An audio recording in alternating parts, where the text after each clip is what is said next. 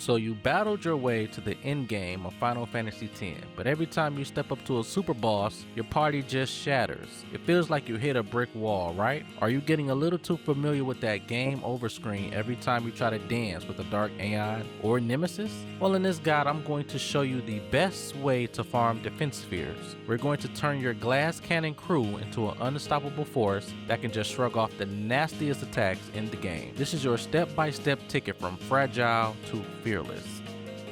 What is the secret to surviving the game's toughest enemies? It is all about getting that defense stat to a god tier of 255.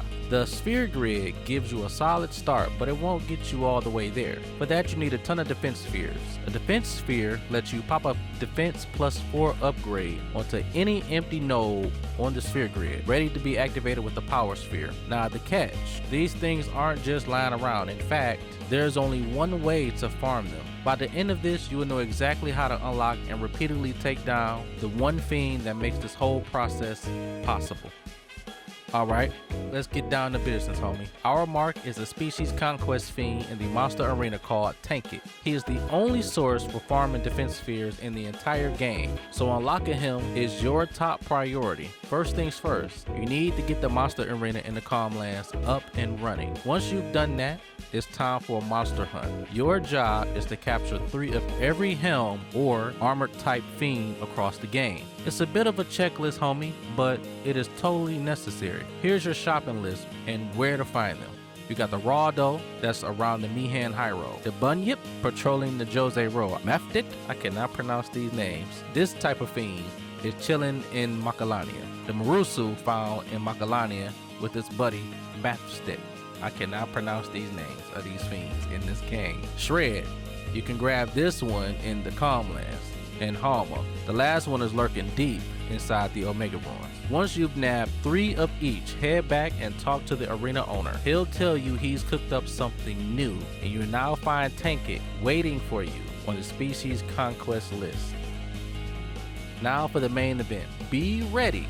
Tankit has a whopping 900,000 HP and his armor, which drastically reduces physical damage. Your dream team for this is a high strength trio like Titus, Waka, and Ornn, especially if they have their fully powered up celestial weapons. For armor, Auto Haste is non-negotiable, and Auto Phoenix is a huge help for keeping the farm running smoothly. This is all about a fast, clean win, homie. Here's a fun fact. Fully powered up celestial weapons naturally ignore an enemy's defense stat. However, they don't ignore the armored status, which Tankit has.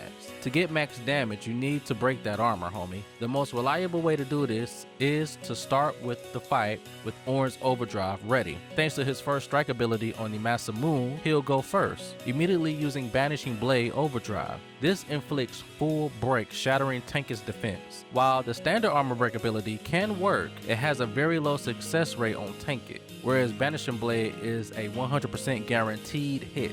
With Tankit's armor shredded, it is time to bring the pain, homie. The best tool for the job is Waka's Attack Reels Overdrive.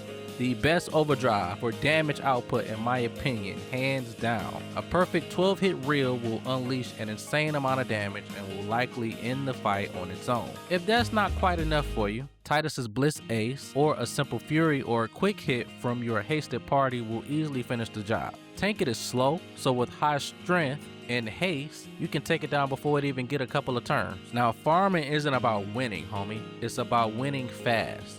Your number one goal every single time is to get an overkill. An overkill will typically reward you with 2 defense spheres instead of just 1, effectively cutting your farming time in half. Tankit's overkill HP is a measly 10,000, so as long as your final attack is as big one, you'll hit it no problem.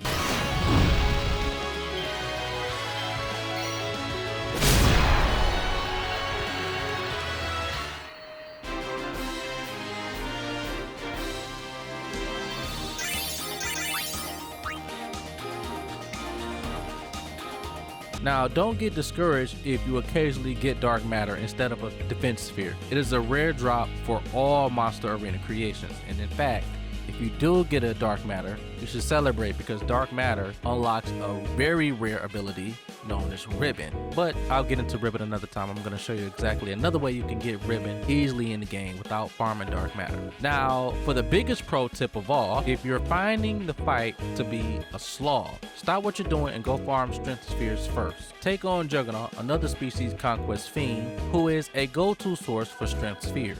Getting your main attacker to 255 before tackling Tank It turns this from a tough battle to a trivial one in 1 minute, bro. And that's literally all there is to it. If you follow this process, you will have a systematic way to farm as many defense spheres as you could ever need. With this, you can max out your party's defense to 255, making them tough enough to survive anything in the game that throws at you. No more glass cannons, homie. Now, if this guy helps you forge your team into an unbreakable wall, do me a favor and hit that like button and subscribe to the channel for more Ultimate Final Fantasy X guides. Let me know in the comment section down below what stat you're planning to max out next.